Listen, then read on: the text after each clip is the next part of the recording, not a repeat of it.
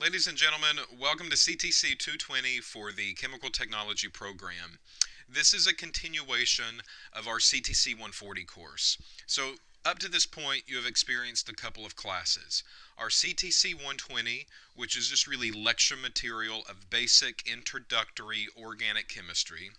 And then our CTC 140 was a continuation of that lecture material with corresponding laboratory work. And now we're looking at CTC 220, which is really a continuation of the lecture material in 140, as well as more corresponding lab work. So yet again, we're going to be focused on reactions, we're going to be focused on mechanisms, we're going to be focused on making products with different types of functional groups this time around. So this video is going to concern the syllabus, and I have to say, please watch this video.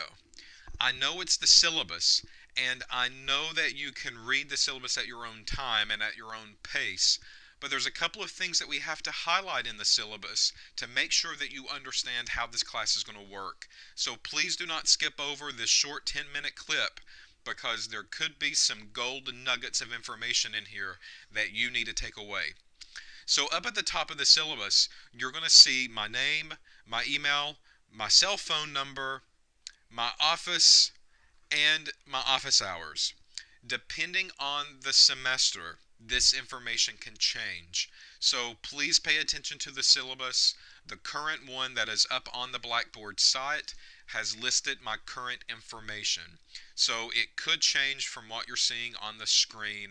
So please use the information that's listed in the document on your current Blackboard site. Not only that, but below me is Kim Buffkin, who's our laboratory assistant.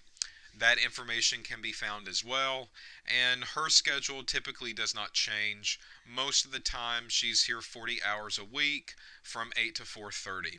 So if she's here, the laboratory's available, and the computer lab's available, and the instrumentation room is available.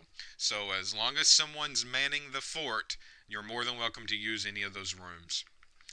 Next is the meeting times. Notice that the lecture material is going to be online. That's why we call this a hybrid course. And the laboratory portion would be on campus, in person, face to face. So this really saves you 3 hours of week from showing up to campus. 3 hours of week you should be devoted to watching these lecture videos just like you would showing up to class. Please do not wait to the last minute to watch all of them at once. You're going to find out that that could cause disaster. You're not going to understand everything overnight before a test date. So please watch these periodically throughout the week. Available classrooms. Most of you have taken a course from us already. So the available classrooms are listed again. All of these are basically yours as long as they're available. The textbook is not going to change either.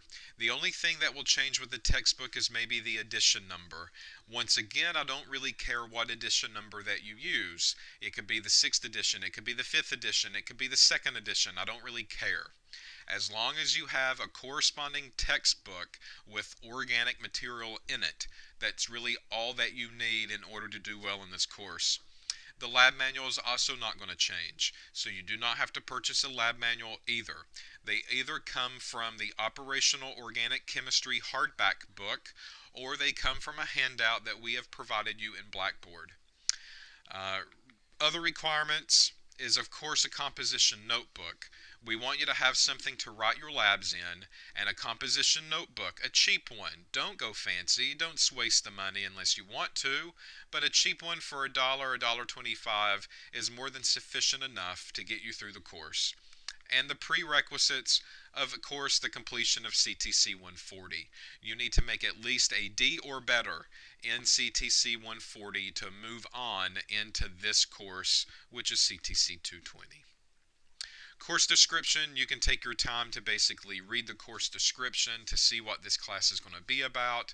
I'll mention the lecture topics here in a minute.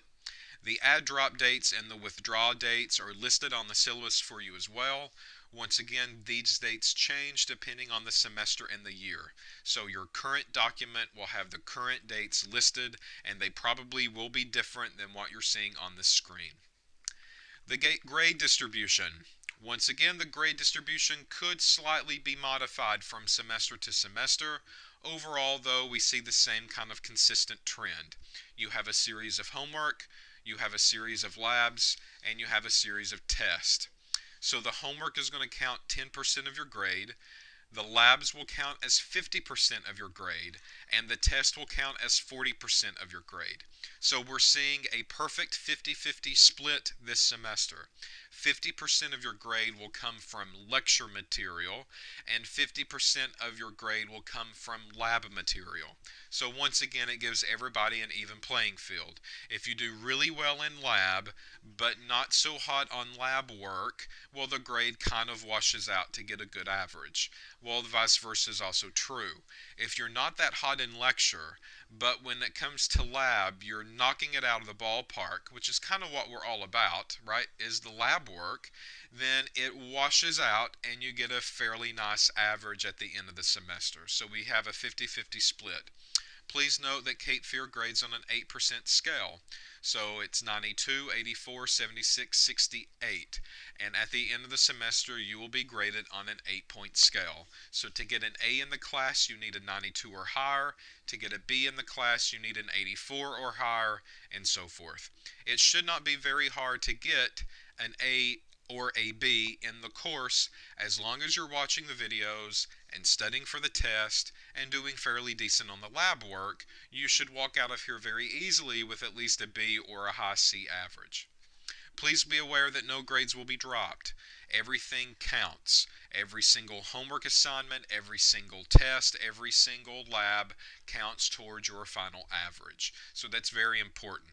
If you don't complete an assignment, that is a 0. If you don't complete a lab, that is a 0. And those zeros do not go away. The attendance policy. Kind of strange because lectures online, it's just really lab work. How do we grade the attendance policy? Well, as you know, we have a 20% attendance policy.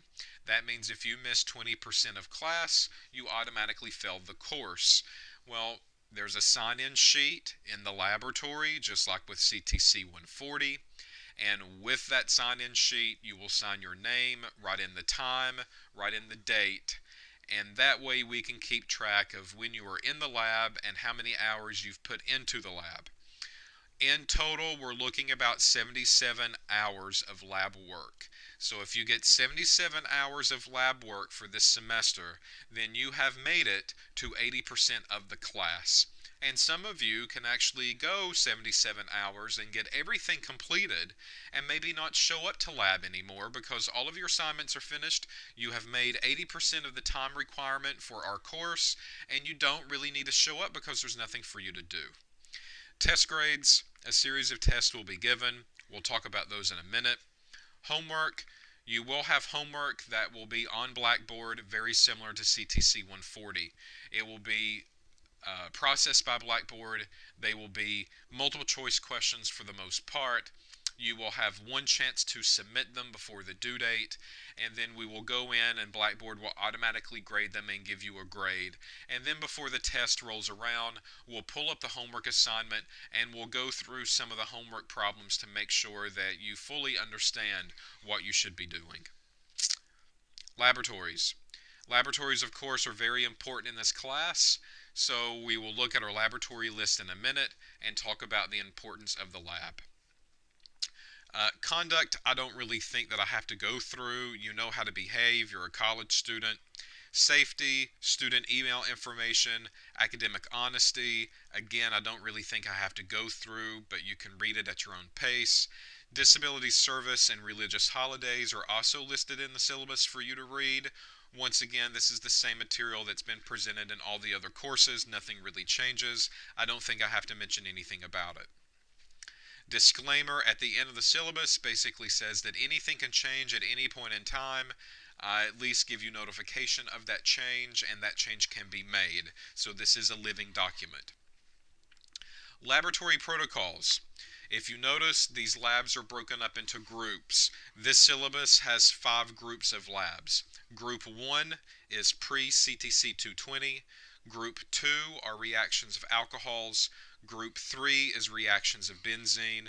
Group 4 are, and that should be a 4 here, are carbonyls 1, 2, and 3. So the labs are broken up into groups for a reason, and that's because I do not want you to be doing a carbonyl reaction when we haven't talked about carbonyls in lecture.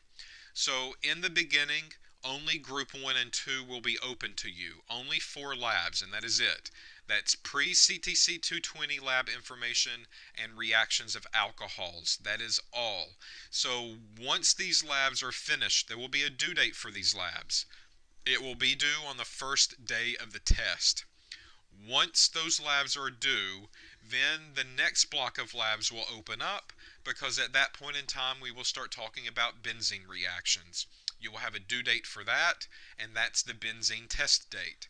And then after the benzene test, the next group of labs will open up, which are the carbonyls, and the carbonyl labs will be due on the carbonyl test date at the end of the semester. So you will be turning in your lab book at least 3 times this semester, and those labs have to be finished or I will not count them and I will not grade them.